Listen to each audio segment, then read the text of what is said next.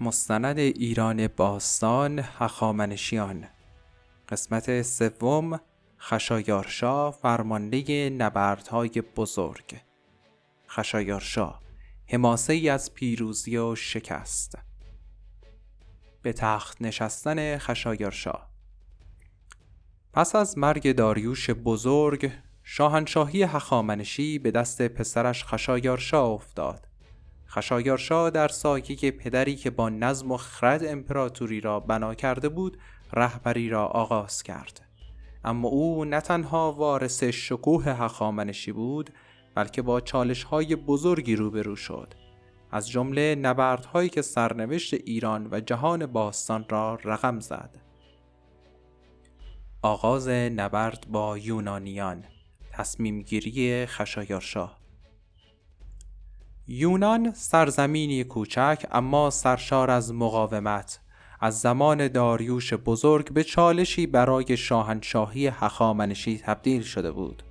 خشایارشا با تصمیمی جسورانه اعلام کرد که این بار نه تنها برای فتح یونان، بلکه برای تسلط کامل بر دریای اژه و اروپا سپاهی بزرگ گرد خواهد آورد. نبرد ترومپیل، مقاومت 300 اسپارتی.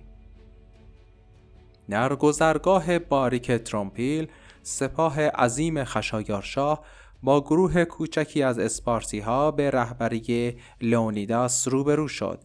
این نبرد با وجود شکست حماسی اسپارتی ها نشان دهنده شجاعت و فداکاری آنها بود.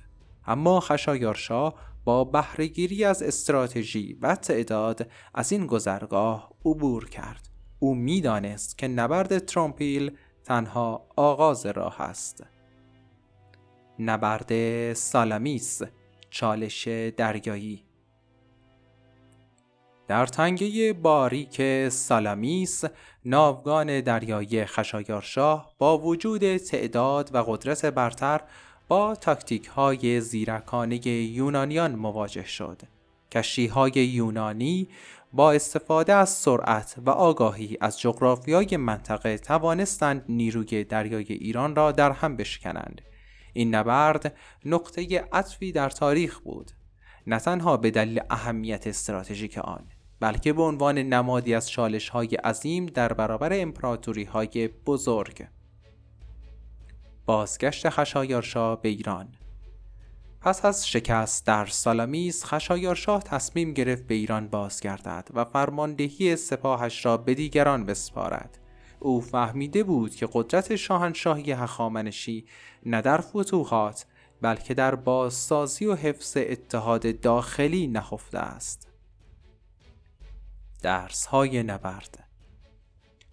نبردهای خشایارشا نشان دهنده شکوه و چالش‌های یک امپراتوری بزرگ بود. او با تمام پیروزی‌ها و شکست‌هایش در تاریخ به عنوان شاهی یاد می‌شود که جسورانه تصمیم گرفت و با غرور از چالش‌ها عبور کرد.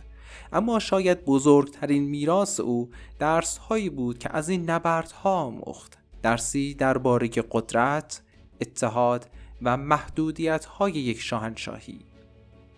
میراث خشایارشا. خشایارشا فرمانده‌ای که مرزهای ایران را گسترش داد و در برابر چالش‌های عظیمی ایستاد، نه تنها در تاریخ ایران بلکه در تاریخ جهان به عنوان شاهی جسور و سرشار از حماسه شناخته می‌شود.